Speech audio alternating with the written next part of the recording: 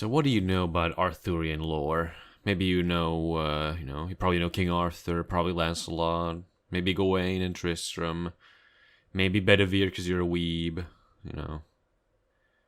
There's a lot of characters in there, and I think one character that doesn't get the respect he deserves is Balin. And that's why I want to tell you about him, because he's fucking hardcore, okay?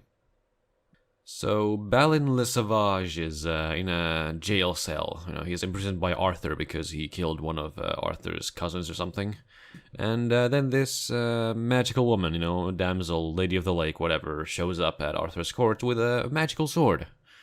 And, you know, she has it in a scabbard and, you know, goes around telling people, hey, only a true perfect knight can pull this out of the sword. Pull this sword from the holster.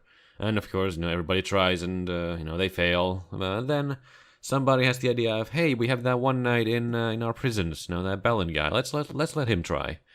And, you know, Balin is released and, you know, he goes and tries the sword and, he manages to pull it out. And it's like, yeah, cool. And then King Arthur's all like, oh yeah, you truly are a pure and perfect knight. You know, I'd like to take you onto my service. I forgive you for killing my cousin. I understand you probably had good reasons for it, and that kind of stuff. But then the damsel, the magic woman, tells Balin like, hey dude, cool, yeah, you are indeed a true, pure knight. Excellent. Now could you give me that sword back, please? And Balin goes, haha, no. And the magic woman's like, no, Look, you need to give me this sword back. If you don't give that sword back, you know, horrible things are going to happen to you. Your loved ones are going to die. You're going to die. And you can avoid that if you give me that sword. And then Balin goes, haha, whatever. I can handle it. I'm a knight. Whatever. Go away. And then the lady goes like, fine, idiot, and leaves. So for some basic info about Balin, he has his heraldic shield is like a boar on a white background with blue stars. And more importantly, Balin is known as the Knight of the Two Swords because he has his like regular sword and the magic sword. I don't think it's ever mentioned that he dual wields, but like, you know, he's a cool guy. You can imagine he dual wields. You know, he's cool enough for that. And Balin, his name's Balin le Sauvage. I'm not sure why he's called that. It might be his, like, home, or he might just be, like, a fucking savage, as you say, as the kids say. And Balin also has a brother named Balan.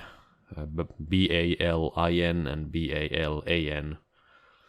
And Balan is also, like, a good knight, but doesn't get a lot of screen time, so we don't know much about him. So then, now, Balin has a new magic sword, and he's one of King Arthur's knights, and, things are good.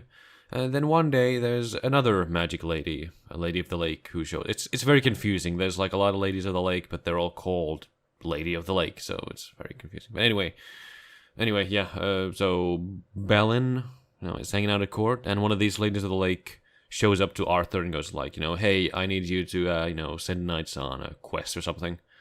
And Balin goes like, oh, hey, that's Lady of the Lake, cool. And he just walks up to her while she's like talking to Arthur. And Balin pulls out his magic sword and fucking decapitates her right in the middle of Arthur's court.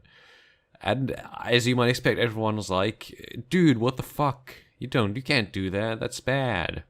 And, Arthur goes like, Balin, you idiot. You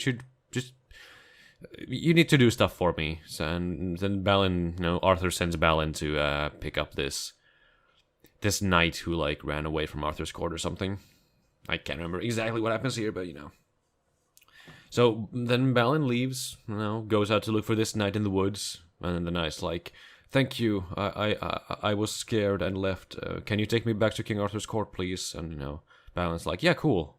And they start heading back to Camelot, and then as they're walking through the woods, the fucking invisible knight goes and kills the guy Balin's with. Balin's like, "Fuck, man." And then Balin goes on some more adventures for some reason, I don't remember. And then he meets another knight who's like injured or something. And he's like, "Oh, good man, let me get you to a castle so we can heal you." And the man's like, thank you, Balin." And then they're walking through the woods again, and boom, the same invisible knight shows up and kills the guy Balin's with. And then Balin's like, man, fuck that guy. So Balin meets up with this, I think it was a woman whose brother has been injured by the Invisible Knight, and they sort of team up to go like, okay, Balin, you kill the guy with this spear, stick, whatever, so my brother will be healed, because, magic. And then, Balin goes, looks around and eventually finds the castle of some lord, and, where he knows that he finds out that the Invisible Knight is hanging out there. So, he goes to this castle, there's like a feast going, and, he introduces himself to the lord and all that kind of stuff, and he looks around and he finds the Invisible Knight, who's now visible. I don't know how he recognizes him, but I don't know, maybe he had like a heraldry or something.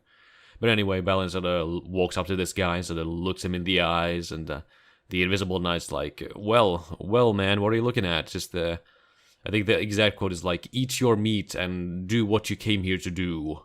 And then Balin says something like, yes, I will. And then he pulls out his fucking sword and decapitates the Invisible Knight. And it's so cool. And then he, gets driven out of the castle because he once again killed a dude in the middle of a feast. Court thing. It's bad manners. Yeah. So then, it's kind of, he, cuts the guy's head off, but then he stabs him with the spear, and I guess that's enough to heal that one lady's brother. Because I do think he gets healed. Anyway, after this, at some point, Balin goes on more adventures. He meets this guy in a castle. And, there's something... For some reason, they end up fighting. I can't remember why. And I think Balin's, naked and running through the castle trying to look for a weapon.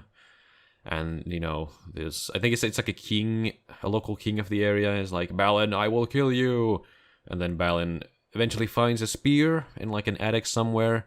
And then, I shit you not, as this king is trying to kill Balin, Balin stabs this guy so hard that, every village in, a, I don't know, fucking 100-kilometer radius is flattened, destroyed. This whole area becomes unlivable because Balin stabbed this guy so fucking hard. It's great. And, after this, he goes on, more adventures, I think, and eventually he goes to a castle where he disguises himself for some reason, and, at the castle, he fights another knight, but that other knight is, his brother, and they only find out that they are brothers once they're both, bleeding on the ground, dying. And that's where they die. That's where Balin's story ends.